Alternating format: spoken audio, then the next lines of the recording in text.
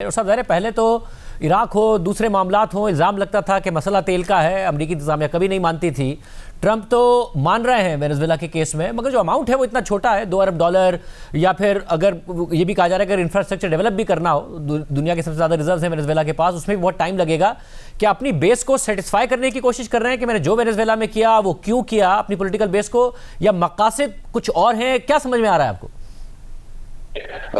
دیکھیں، جہاں تک تیل کا تعلق ہے، تیل یقیناً ایک فیکٹر ہے، لیکن ایسا نہیں ہے کہ صرف تیل کی وجہ سے جنگ ہو گئی ہے۔ وینزویلا جو ہے اس کے پاس نون ریزروز ہیں بڑے، لیکن اس کی کوالٹی بھی کافی کم ہے۔ وینزویلا کوئی بہت امیر ملک نہیں ہے۔ سو یہ سوچنا ہے کہ یہ امریکہ کی اکانومی اس سے کوئی بڑی تبدیل ہو جائے گی، ایسا تو کبھی بھی نہیں تھا۔ تیل کا ایک امپیکٹ یہ ہے کہ جو وینزویلا کا ہسٹوریکلی تیل ریفائن ہوتا تھا وہ امریکہ میں ہوتا تھا، southern part of the US میں، تو اس قسم سے یقیناً امریکن بزنس کو اس کا فائدہ ہے۔ لیکن جو تیل کی ایک بڑی پالیٹکس ہے which is asserting control اپنے ہیمسفیئر، یہ جس کو منرو ڈاکٹرن کہتے ہیں اور جس کو آپ ڈونلڈ ٹرمپ ڈونرو ڈاکٹرن کا نام دینا چاہ رہے ہیں، یہ آئی ڈو تھنک کہ سیریس ہے۔ وہ ایک اسرٹ کر رہے ہیں۔ آج بھی جو ہوا جو ٹینکرز کے ساتھ، اس کا تعلق صرف ان 2 ٹینکر سے نہیں ہے، اس کا تعلق اس بات سے ہے کہ جب امریکہ نے، ٹرمپ نے، ان کے ساتھیوں نے کہا کہ جی ہم اب اس کو امپلیمنٹ کریں گے، تو رشیا نے ایک طرح سے اس امپلیمنٹیشن کو ٹیسٹ کیا، اور امریکہ نے اس کے جواب میں ڈیمونسٹریٹ کیا کہ جی ہماری ول ہے، ہم اسرٹ کریں اپنی territorial power on international seas and on this oil. So again تیل جو ہے وہ ایک طرح سے بڑا آسان مسئلہ بن جاتا ہے، آسان ایک جواب بن جاتا ہے، لیکن it is more complicated and the game is really about asserting power global scene پہ بھی اور ریجنل سین جو ہے ویسٹرن ہیمسفیئر کا اس پہ بھی۔ اور پھر مجھے بتائے گا کہ ٹرمپ کی پالیسی سمجھ میں کیا آ رہی ہے؟ ایک طرف یہ بات ہو رہی ہے کہ جی وہ اپنے جو امریکہ کے آس پاس کے علاقے ہیں اس پر جو کاؤنٹر کرنا چاہتے ہیں، چین کا جو انفلوئنس ہے جو بہت زیادہ بڑھ گیا ہے، مگر دوسری طرف وہ نظر آتا ہے کہ یورپ میں اپنے اتحادیوں کو مسلسل ناراض کر رہے ہیں۔ اب وہ گرین لینڈ کے حوالے سے جو دعوے کر رہے ہیں اس پہ یورپی اتحادی پریشان بھی نظر آ رہے ہیں۔ اس کے علاوہ نیٹو کو وہ خاص اہمیت نہیں دیتے۔ یوکرین کے معاملے پر ہم نے دیکھا کہ کس طریقے سے یوکرین کے صدر کے ہی خلاف ان کے بیانات سامنے آئے۔ تو ایگزیکٹلی کیا فارن پالیسی سمجھ میں آ رہی ہے صدر ٹرمپ کی؟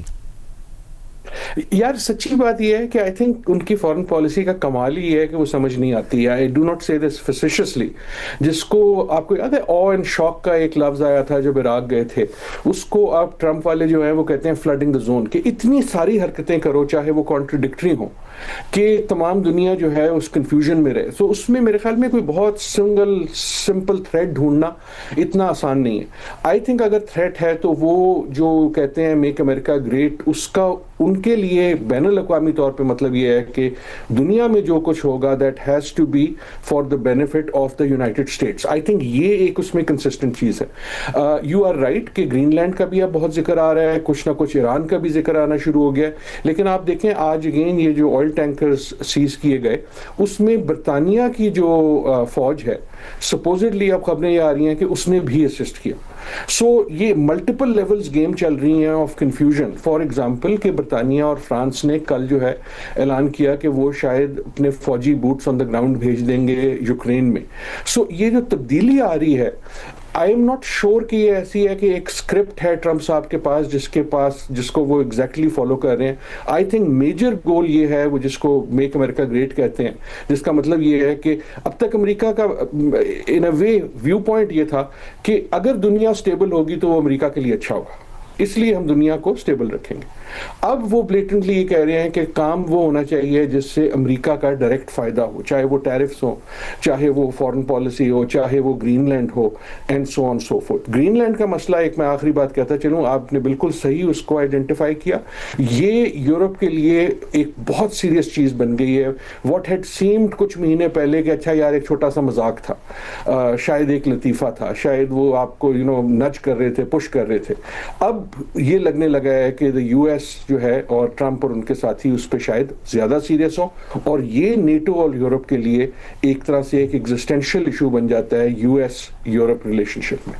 اور جو وینزویلا کی کاروائی ہے اس سے وہ دعوے ٹرمپ کے یا وہ باتیں جو مذاق سمجھی جاتی تھی وہ کم از کم اب سنجیدہ لی جا رہی ہیں، کہ گرین لینڈ کے حوالے سے کہا جاتا تھا کہ پہلے ٹینور میں بھی بات کی تھی، مگر اب جو وینزویلا میں کیا اس کے بعد جو ایران کے حوالے سے بھی خبریں آ رہی ہیں کہ ایک تو وہاں پہلے ہی پروٹیسٹ ہو رہے ہیں مہنگائی کے خلاف، اکانومی کی صورتحال کے خلاف، تو جو کنسرنز پیدا ہو رہے ہیں ایران کے اندر بھی، وہ کم از کم ان کی وہ گراؤنڈ ریالٹی جو ہے اس کو جسٹیفائی کرتی نظر آتی ہے؟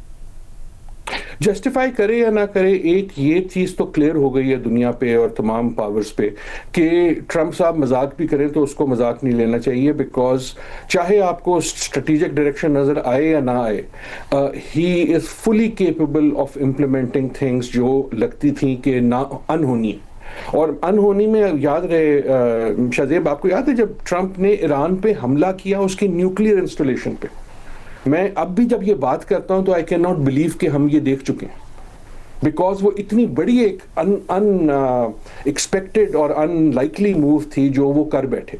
سو فار آل دوز ریزنس کوئی جو پاسبلٹی ہے اب اس کو ہٹایا نہیں جا سکتا.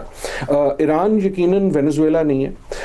وینزویلا میں بھی اگر آپ دیکھیں تو کاروائی دو ہوئی. ایک یہ ہوئی کہ امریکن فوج جو تھی، امریکن بوٹس جو تھے، ان کے جو دستے تھے وہ گئے اور انہوں نے بڑی سرجیکلی طور پہ ایک ملک کے صدر کو اٹھا کے واپس امریکہ بھیج دیا، اور یہ وہ چیزیں جو ہم سب نے دیکھی ہے. لیکن ہم سب نے یہ بھی دیکھا کہ وینزویلا کے اندر کی جو ٹوٹ تھی، that was the reason for this to happen. یہ صرف امریکن فوج کی کاروائی نہیں تھی، یہ ان کی اپنی جو انٹرنل پالیٹکس تھی. یقیناً جو ہوا وینزویلا میں وہ کو تھا. میں کیوں اس لیے کہہ رہا ہوں کہ اگر ایران میں بھی جو ہمیں نظر آتا ہے اس کا مطلب یہ نہیں ہے کہ وہ کوئی کاربن کاپی ہوگا وینزویلا کی. اس کا بہت سارا انحصار یہ ہے کہ ایران کے اندر جو فورسز ہیں، کیونکہ ہر ملک میں اختلاف ہوتے ہیں اور جب مسائل ہوتے ہیں تو اختلاف بڑھ جاتے ہیں اور وہ ویکنس بڑھ جاتی ہے. کیا وہ اس حد تک بڑھ سکے گی کہ امریکہ اس کا فائدہ اٹھا سکے؟